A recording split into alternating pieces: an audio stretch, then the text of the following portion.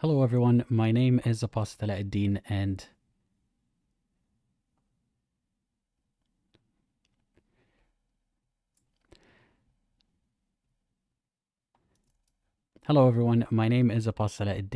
on today's live stream I will be talking about the struggles of a hijabi woman. Despite me being a man and a vocal critic of Islam, I think this won't be too controversial of a video for me to make. So let's hear it out together. The title of this video should have been "Don't Bully Women in Hijab," but I think that's too obvious and boring and most people won't click on that, so I'm framing it as a question instead. If you're the kind of person who would harass a woman for wearing the hijab, why do you do it? And what do you possibly hope to gain from doing so? And before we explore these questions together, let me get you up to speed on what the hijab is and some of my thoughts about the topic. So, what is the hijab?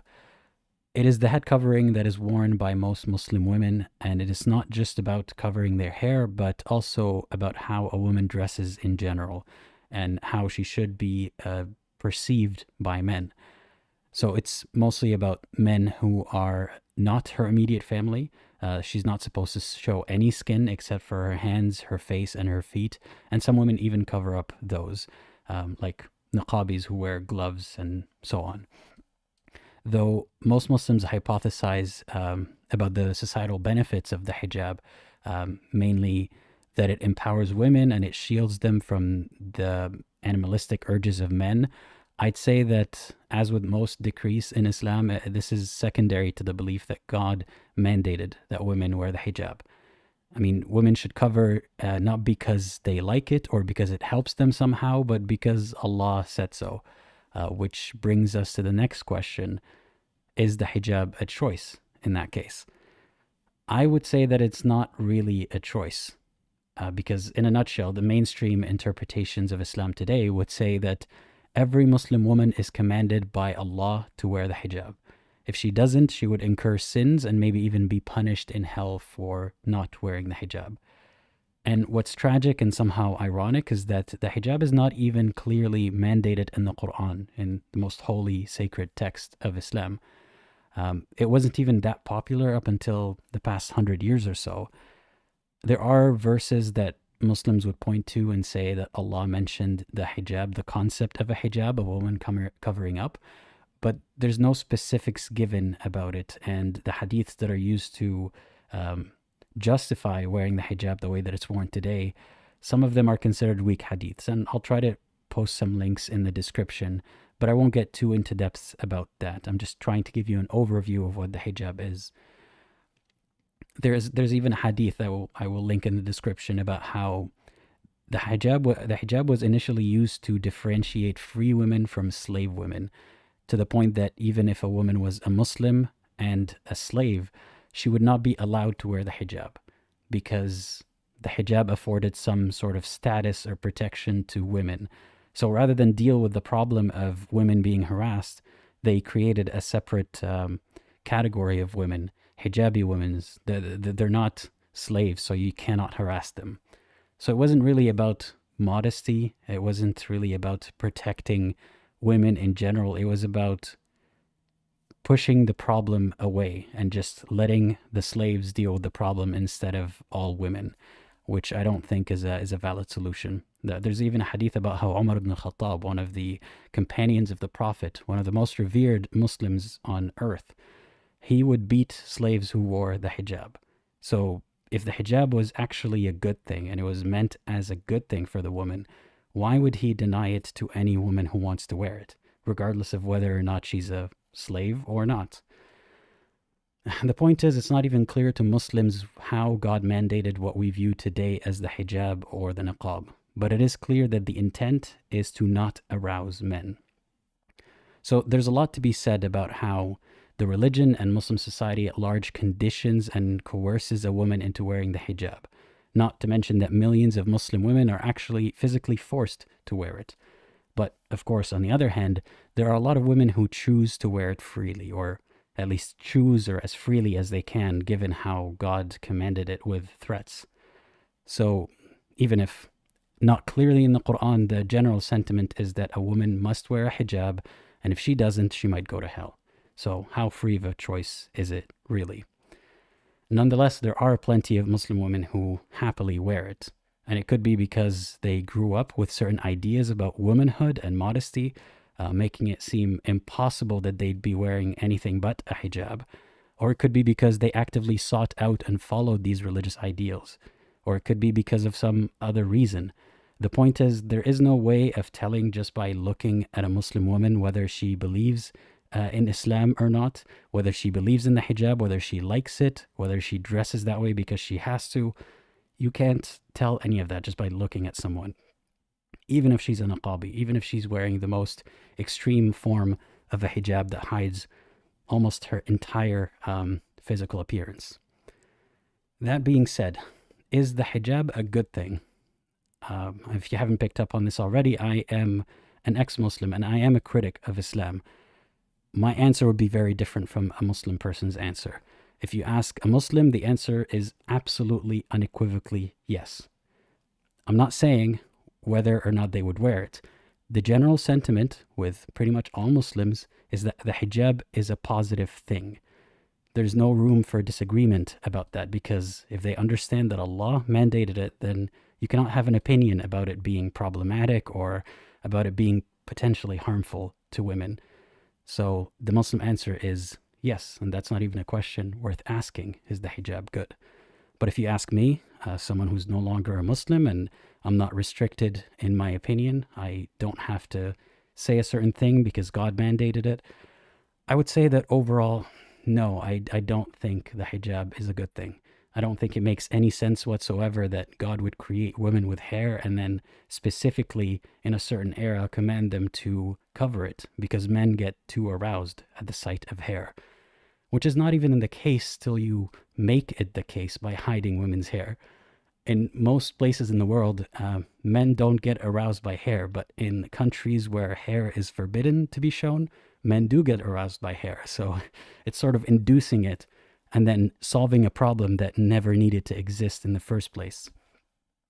And I would think it's not just about the hair.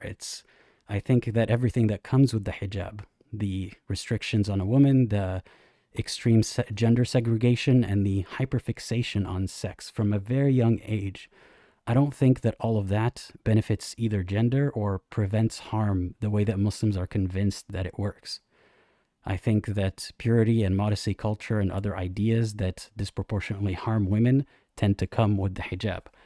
And it doesn't stop harassment of women. If anything, today, for many reasons, a lot of the countries where the hijab is worn very regularly have the highest levels of harassment against women.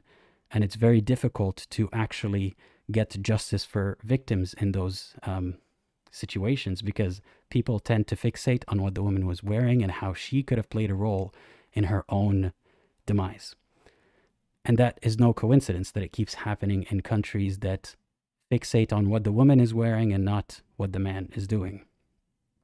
It even happens in Saudi Arabia. It happens in Mecca, at God's supposed house. Sexual harassment happens. So the hijab doesn't stop anything, in my opinion. And I don't think it's healthy for a woman's self-esteem and mental health to feel naked and vulnerable if she dared to feel the wind in her hair. I don't think that's actually healthy for a human being. And to drive my point home, a Muslim woman has to wear the hijab, even if she's not a hijabi, even if she doesn't wear the hijab outside the house, she has to wear it in front of Allah when she's praying. So from a very young age, a Muslim woman is conditioned to wear the hijab 5 times a day. 5 times a day, even in front of Allah, to the point that she feels naked or like something is missing if she's not wearing the hijab. Like there's something shameful that she has to hide in front of Allah, whether it's her beauty or her aura, as they call it, her private areas. The hair is considered to be similar to genitals in that regard, that you shouldn't be showing it while praying to Allah, as if Allah would care or have any reason to care, as if Allah would get aroused by a woman's hair or tempted or something of the sort.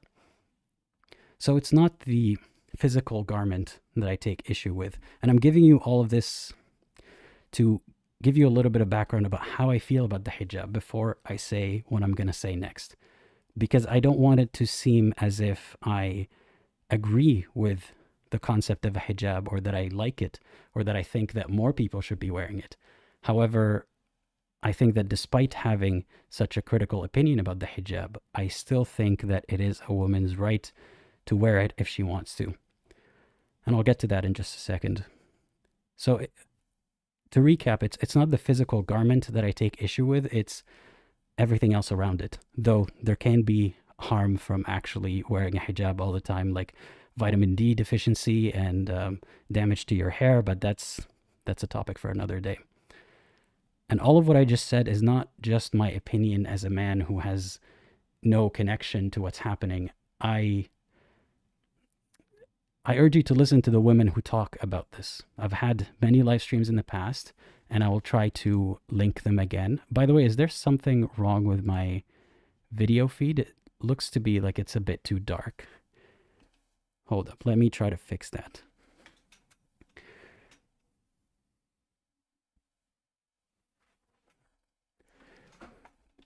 Is this better? Yeah, this seems to be better. So anyway, getting back to the point, I urge you to listen to women who talk about the hijab critically, including women who do wear it, whether it's because they have to or because they still believe in the religion. Listen to the critics. Because unfortunately, whenever the hijab is spoken about, people focus on the positives of the hijab, or the people who claim that there are so many positives to the hijab, but they don't give as much attention to those who disagree, including those who actively have worn it or continue to wear it. Their voices matter too, so I urge you to listen to them. This is all setting up to my next point, that I think the hijab is overall a harmful thing, and I certainly don't think that God, if it exists, mandated that women should cover their hair because men get aroused. And though I wish that women don't feel the need to wear it to feel safe or normal, or to not feel vulnerable, I'm not in favor of coercing women out of the hijab, or even belittling them for wearing the hijab, or excluding them. So the point is, the hijab is bad, in my opinion, in my personal opinion. But I don't believe that a woman wearing the hijab is bad because of wearing the hijab. I can view it as a bad thing without viewing those who wear it as complicit in the problem of the hijab. So here's how I started thinking about all this. I was walking home the other day, and I saw a hijabi woman, and we made eye contact, and I made sure to smile at her. And I didn't know why. It wasn't, I thought about it later. Did I smile at her because I felt a sense of belonging or community?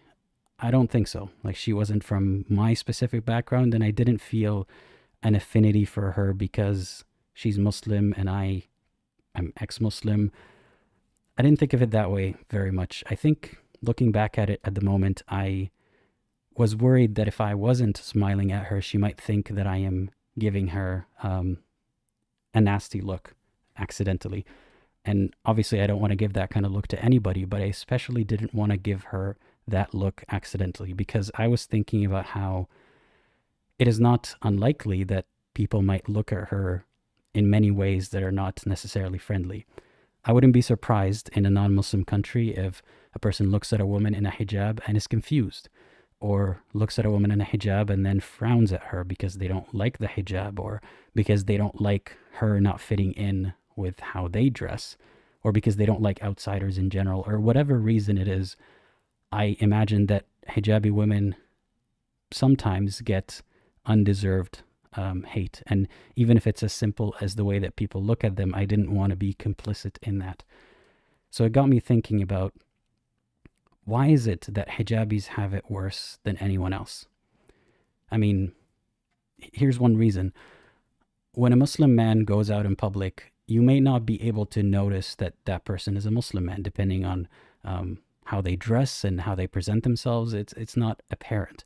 But when a hijabi woman goes out, it's obvious to anyone who perceives her, who has any idea what the hijab is, that this is a Muslim woman.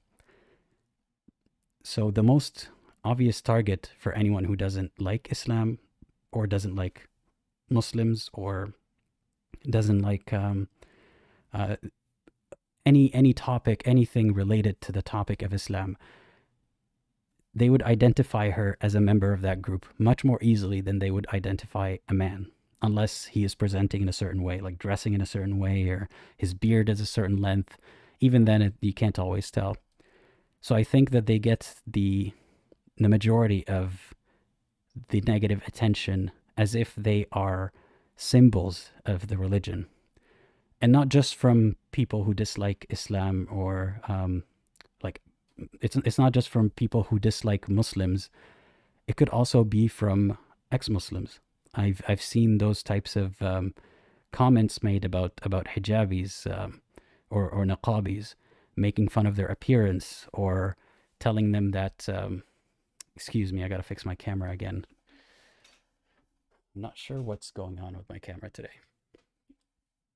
Is this better? For now, we'll see.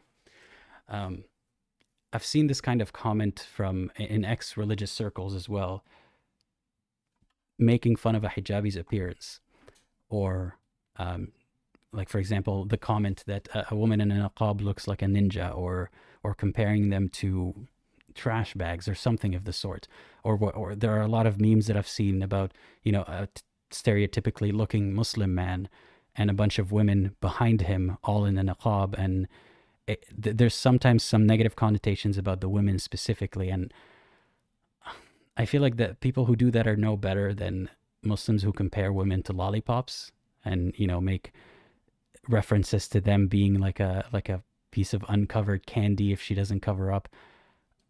I think that when people who ridicule hijabis and niqabis think that they have some kind of moral high ground for doing so, and that's not the case. But that one, we can all get behind that, you know, don't make fun of people's appearance. That seems pretty straightforward. But there's also the negative opinion of hijabis or niqabis, where someone would say, she is in a free country if she's not in the Middle East, for example. Why doesn't she just take it off? Why is she doing this to herself? Why is she demeaning other women and herself by participating in this oppressive system? And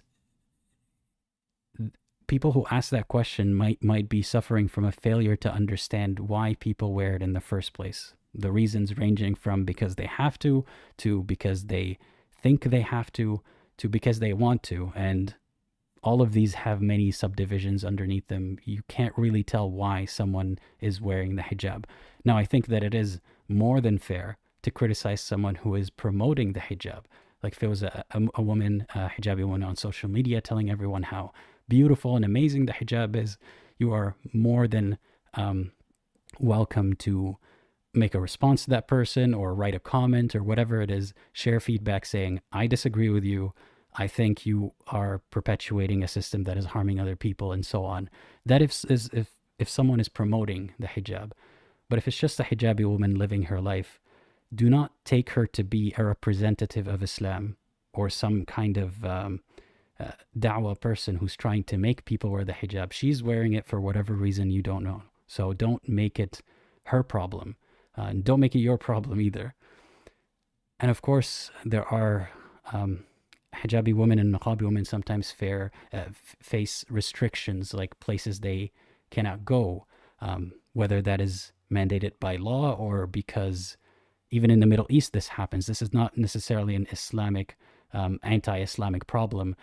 In the Middle East, there are places where hijabis aren't allowed because they give the image of lower class. And, you know, that goes to show that it's tough being a woman from a Muslim background. It is really, really tough. There are so many people trying to harm them or view them as some symbol of Islam that I urge you to have some empathy for women who wear the hijab or the niqab. I have a bit more to say, but I have to address, obviously, that there are times where hijabi and niqabi women are physically harmed, especially at times of heightened tension in a country or heightened racism or xenophobia. hijabis tend to be a very easy target because, like I said, it's easy to identify a Muslim woman if she's wearing the hijab. It's not as easy to identify a Muslim man, and they're usually not really expecting it. So it makes for an easy target, and I think that's reprehensible. So when you see a hijabi, do not think of her as a representation of Islam. Think of her as a person, as a woman. I mean, that's the number one reason why you shouldn't bully a hijabi, is because that's a human being and bullying is bad. But that seems pretty obvious, to me at least. But I urge you to not even give them a harsh look, even if you don't like the hijab or if you don't like Islam. Because think about it. She's already going through a lot of struggles, potentially. I don't know, depends on the person's life. The most hate that hijabi or Muslim women get is from the Muslim community. Like, let's start with that. I am trying to do my part in educating people who aren't in the Muslim community as well about what they shouldn't do, but the biggest harm usually that befalls Muslim women is from the rest of the Muslim community. If a woman wears a hijab, she's often criticized about how she's wearing it, how often she's wearing it. I mean, a problem that I've heard mentioned again and again is how young girls are when they get into wearing the hijab most of the time, and how irreversible that decision tends to be. So if a little girl is excited to be like her mom and her aunt and her older sister when she's 10 years old or younger sometimes, maybe that excitement gets her to wear the hijab, and maybe then as she grows, she decides, this is not quite for me. But it's often too late. So when you look at a hijabi, this might not be someone who actively chooses to look at herself in a way that you think is demeaning. It might be someone who was put in that position of viewing herself that way, or maybe even doesn't want to view herself that way, but doesn't know there's another option. So if you, as an outsider, as a non-Muslim, were to mistreat her, you're basically pushing her further into isolation. So on the Muslim side of things, people will criticize her for taking it off. They'll criticize her for not wearing it correctly. They'll criticize her for not representing the religion correctly. If she's a hijabi woman, she should not do certain things. Or if she's a Muslim woman in general, she should not do certain things because she gives a bad name to the religion, or she brings shame to her family, or anything of that nature. So if you're an outsider and you're also being hostile towards her, then you're pushing her further into isolation or further into the community that is harming her. So if you do it, if your mistreatment of hijabis or your dislike of them is stemming from somehow, paradoxically, from a point of care, like you care for them and you don't want them to be in that situation, then don't push them further into that situation. Try to be friendly, show them how you will not treat them as the garment that they're wearing, if you don't want women to be objectified based on what they wear, don't objectify them based on what they wear, even if that is a hijab. If she chooses to present herself in a certain way and chooses to glorify the hijab in a certain way, you can disagree with that. But if it's someone who's just trying to go about their day, don't make it about their hijab. I feel for them, because Muslim women in general are the lightning rod for society's frustration and anger. Whether they're harmed, whether they're just going about their life, it's often the women who... It's often the women in the Muslim community who have to pay the price. I don't know what else I wanted to say about this. The most important point here is that I hope that you don't view them as an extension of the religion. I hope that you view them as people first, and then as people who choose to wear a certain hijab for us, or a certain garment for whatever reason you may not be aware of. And I think what's more important than taking a stance on the hijab is taking a stance on how you treat those who are wearing the hijab, and giving them the freedom and agency to choose whether or not they want to wear it. All that being said, I want to again recognize that most of the struggles that hijabi women go through, or women, Muslim women in general go through, come from their own community.